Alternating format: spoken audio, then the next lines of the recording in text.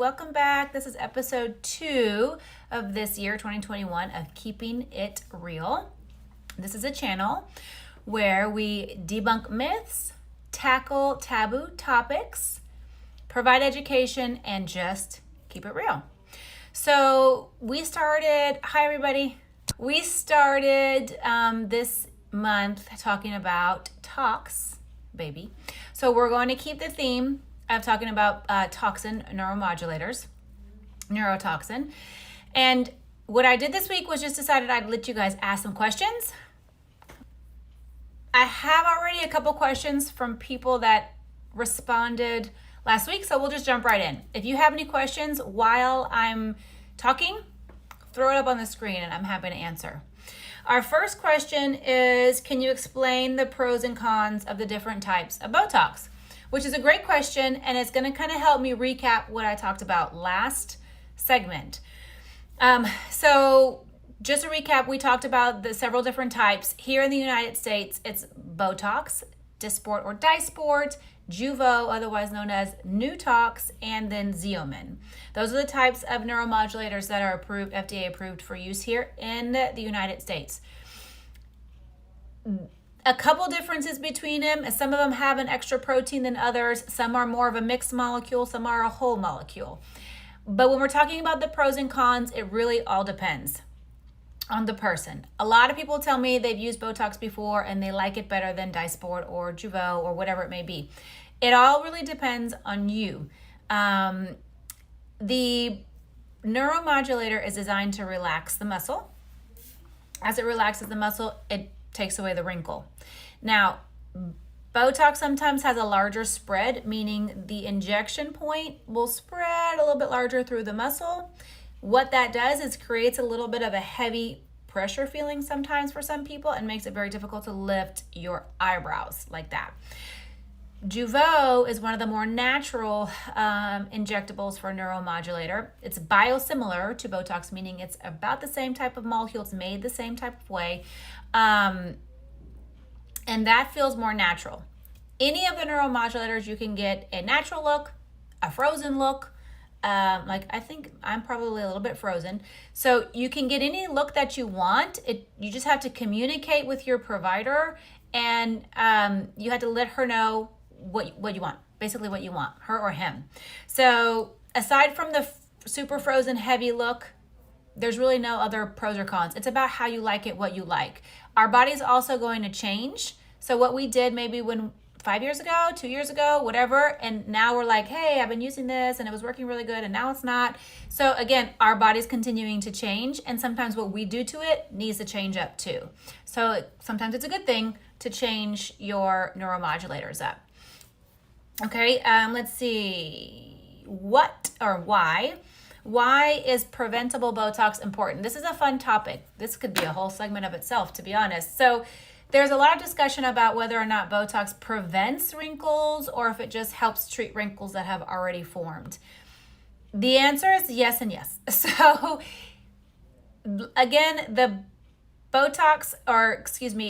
the muscle movement, the movement of our up and down, pulling inward, smiling and pinching, that movement is what is forming a wrinkle. Over time, with chronic movement, we are forming a deeper and deeper and deeper wrinkle. For example, if you take a piece of paper and you fold it, unfold it, fold it, unfold it, fold it, unfold it, you're going to end up at some point with a deep crease. Some of that depends on our genetics. Some of us don't crease that deep, and some of us don't have any wrinkle until we actually animate and move our face. So, of course, it all depends, but generally speaking, when we move the muscle, we create a crease. If we don't move the muscle as much, so if we prevent the muscle from moving too terribly much by starting Botox in our earlier years before we really need it or before we have crazy amounts of wrinkles, it's better for you usually because you don't have to fix something. When we're having to fix a deep wrinkle, now we're expecting immediate results. We're expecting Botox to work right away. Hi, everybody. And we had this expectation that that what we've done, what we've created over 30, 40, 50 years by constant movement and never getting Botox, what we've created, these lines that we've created, we're expecting that one treatment of Botox is going to just delete the whole thing. And that's really not going to happen. If we have a definitive crease, that requires several treatments of Botox over the course of sometimes years before you get a smoothing out of that area. So that's why preventable Botox is important, because we're not having to come up behind something and completely correct. So that's the same for any preventative thing. Botox, dermal filler, skincare in general. Sunscreen prevents a lot of sun damage. Botox is going to prevent deep crazy wrinkles that we now have to fix in the back end. Okay. Let's see. How long does it take to see the final results after Botox? The rule of thumb is 2 weeks. It's a gradual onset. So what happens is you get the neuromodulator, you get the Botox, you will not see a difference that day. It typically takes several days. Usually around day 4 or day 5, you'll start noticing a smoothing out of wrinkles, but you'll still have the ability to animate your face. As the days continue to go, you notice you have less and less animation until about day 10. Some people feel it settle in, or day 14. The reason for that is Botox is being absorbed by our muscle. Our muscle is a muscle, so it gets worked. So it's either strong or it's weak. We have a strong side, we have a weak side. So it takes sometimes a little bit of time for the muscle to completely grab it, and then for it to be relaxed or respond to the Botox, which is relaxing of the muscle. So you have to typically wait a full 2 weeks to see results, or before a provider can come back and reevaluate what you did. That's the general rule of thumb. I did put together a really fun clip that I'm working on right now, where I gave myself my own Botox in December, and I did it day by day to show everybody how the progression of Botox as it sets in. So rule of thumb, 2 weeks. However, you can start to notice about day 4 or day 5. Okay. If I stop using Botox, is my face going to get worse? Okay, that's a super good question. I hear this a lot. I hear some people say that they feel like their wrinkles got worse, or they started using Botox and they noticed now they have a new wrinkle that they didn't have before. Okay, this is a fun question. First of all, when we fix something and we correct something with Botox, let's just say, for example, we are correcting the wrinkles in here and the wrinkles up here. Now all of a sudden you're like, oh my God, I see a wrinkle right here that I never noticed. Okay, you never noticed it, but it was there. So you might not have noticed it because everything was wrinkly, so it's difficult to see it if everything is wrinkly. However, when everything is now smooth and snatched, and you can clearly see something else, another wrinkle, it's not the Botox that's causing the wrinkle. However, if the Botox that you're getting is not sufficiently relaxing your muscle and you are left with still a little bit of movement, it can create a new wrinkle and a new crease because you're still moving that muscle. So it just kind of depends. Again, another topic that you need to talk to your provider about. So the second part of that question is, what did I say? If I stop using Botox, this is my face. Okay. Your face is going to age, period. So if you use Botox and you see that your wrinkles have smoothed and softened, and that is an improved result for you, and then all of a sudden it's 3 months, 4 months, 5 months, and then you see more wrinkles. Your wrinkles have not gotten worse. You just now see wrinkles again after having a very smooth face. So no, your face is not going to get worse, but if you don't treat what you don't like, yes, it will get worse.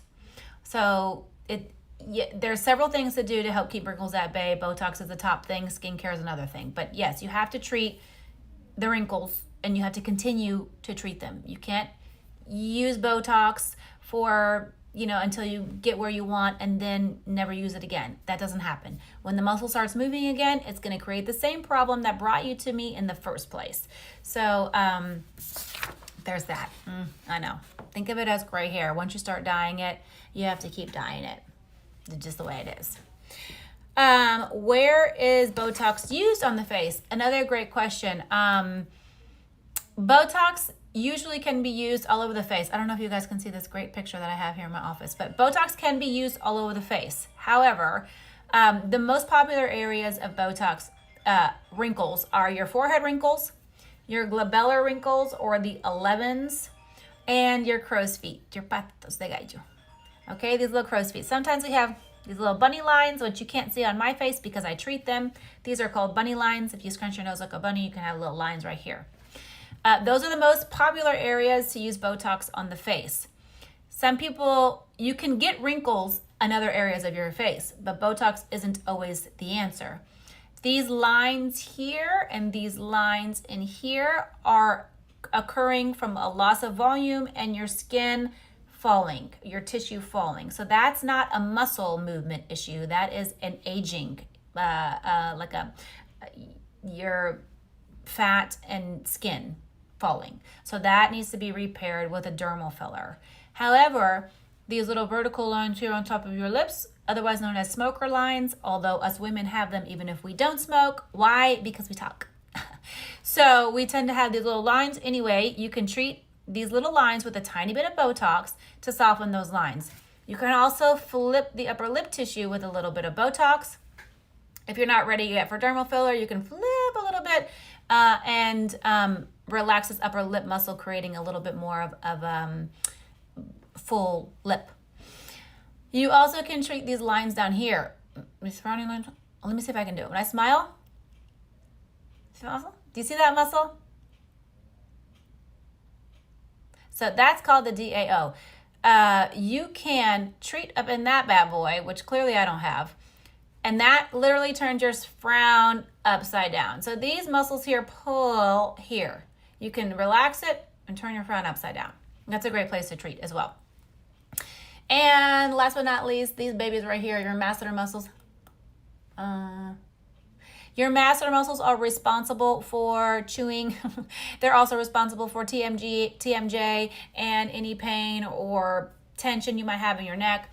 So if you are grinding, clenching your teeth, breaking your teeth, and your dentist is like, OMG, get some Botox, you would be a good candidate for Botox in your masseter muscles. The other great thing about Botox in your masseter muscle, other than relieving pain, helping with migraines, is it slims your face. If you want that coveted kind of heart-shaped face versus the square jaw, Botox on your masseter muscle is a good place to start for that. So that's pretty much all you can do. Oh wait, I left some fun stuff out. You can also treat Botox in your neck. You can use Botox in your neck. So you can't really see it on me. But some people, when they clench, they have these crazy these are called platysmal bands that pop out. You can soften those bad boys up with a little bit of Botox. You even can help with some of these little wrinkles in here with Botox. So Botox can be very versatile. It just depends on what your goal is. Most common areas are wrinkles of the face. Let's see. I believe that's all my questions for today. Let me see if there's anybody else I missed. Hey everybody, if anybody wants to drop me a question, you can drop me one now. Otherwise, I think I've answered all of them.